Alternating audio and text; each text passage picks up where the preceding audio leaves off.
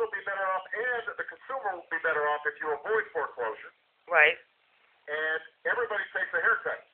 You know, the bank has to lose a little bit of money on what they were expecting on principal and interest.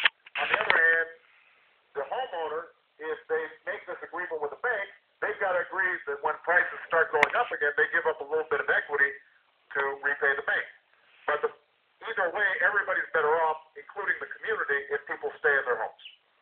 Right. So there are a whole bunch of steps. There are a whole bunch of steps that we've been taking, and we're starting to see improvements in the housing market. We're starting to see slight improvements in some of these other areas. Like Dayton, Ohio. This was a big economic problem that we had. Right? This is like nothing that we've seen since the Great Depression. And as I said, New Mexico's been fortunate, partly because of some good administration from the New Mexican government, but also hear that, Ohio? because Give us some help. Dayton, Ohio. At the same pace, it did not have some of the same problems as some other states. Like Dayton, Ohio. But for the country as a whole, we took a big hit. I mean, Wall Street just was gambling with a lot of people's money. And Yep. they were taking risks they should have never taken. So Yep. we've seen trillions of dollars of wealth removed, and it's going to take some time to catch up. And a lot of people are still paying off their credit cards, and a lot of people are trying to get out from under the debts that they had accumulated when times were better. And so we're going to have to set what I'm calling a new foundation for growth, where people are less reliant on debt, they're living more within their means, businesses are engaging in more sensible business practices, they're investing in the future and the long term and not short-term profits.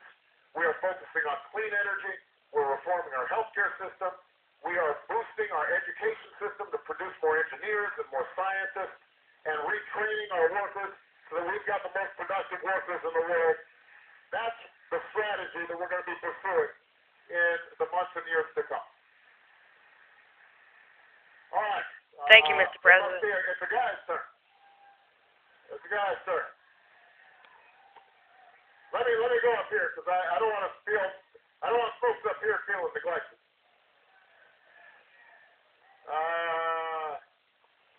That gentleman way up there, right in the corner, way up there. Oh, look at that guy. He's all standing right in front of him.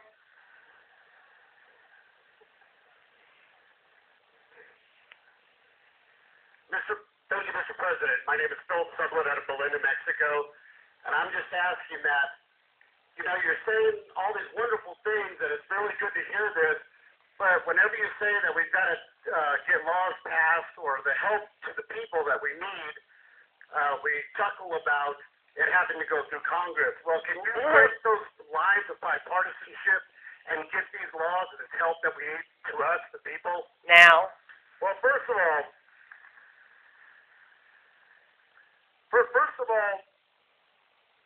I think it's very important to understand that since I came into office, I have said to my Republican friends in Congress, I want to work with you. I've had them over to the White House more than they were over in the White House during the Bush administration. That's true. We have consulted with them extensively. Now, there have been, on two big issues, some very fundamental disagreements with the Republican Party, and I don't doubt their sincerity. They just have a different view. Right. One is on the stimulus package, on the Recovery Act. There were people who said we should not have government spend that much, especially when we're inheriting a $1.3 trillion deficit from the previous administration. And we've already spent money on the TARP program and shoring up the banks, etc. We shouldn't do this. There are some people who made that argument. Now, I will tell you that every serious Democratic and Republican, conservative and liberal economist that I spoke to believed very strongly that we needed a recovery package because what was happening was consumers, they had pulled back. People weren't shopping as much because they were worried about the state of the economy and their debts had gotten too high. Yep, they had no money. Businesses were pulling back. And so what you had was a crisis in demand where if everybody pulls back at the same time, nobody's going shopping. If nobody's going shopping, then this young lady with her store, she doesn't have money. She may have to lay off a worker, which means that worker is now spending less, which means they're not buying groceries, and now somebody else's store shuts down. You start getting into a vicious cycle Trickle. where everybody's pulling back all at the same time. Mm-hmm. In that circumstance, the only person or the only entity that can fill the gap is the government. And so that's why we passed the Recovery Act. It's not because we're not worried about deficits. It's because if we didn't do anything, this economy could have really gone into a tailspin.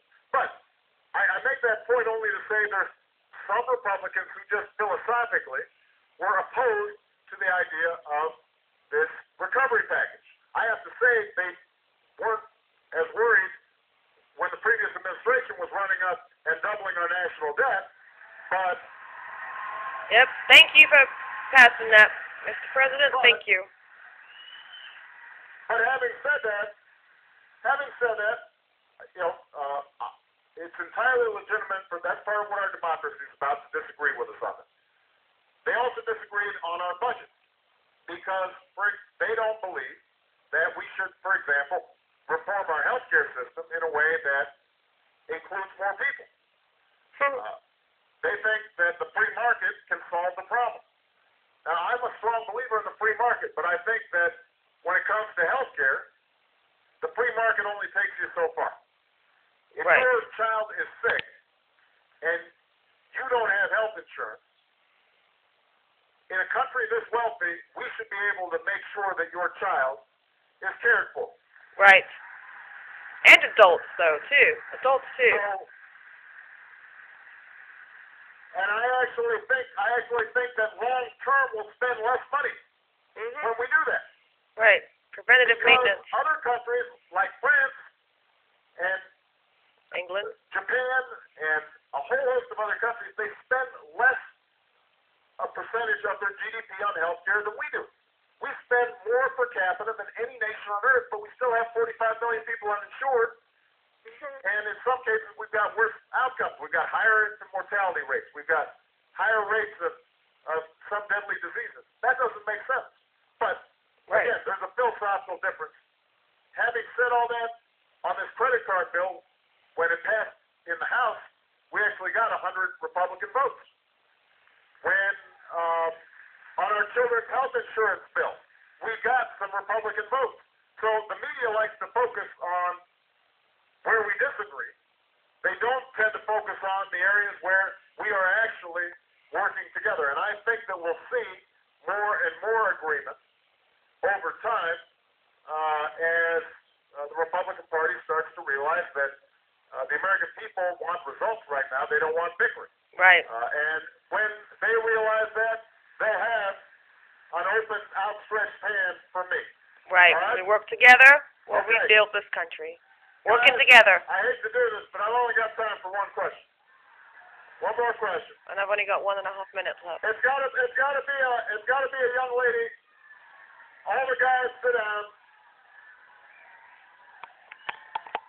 Everybody was advocating for you. Thank you so much. Thank you, President Obama. My name is Eliza Sultan. I work for Congressman Ben Lujan. The limits on earnings for people on Social Security disability are so low that it discourages people from working. For those who are hoping to be self-supporting and get off Social Security disability like myself, would you consider raising the earning limit? You know, I think it's something that we should look at carefully. We've got a wonderful advisory group relating to people with disabilities and how we expand opportunity. And let's examine what we can do. Now, I will tell you that Social Security disability has gone up significantly during this recession.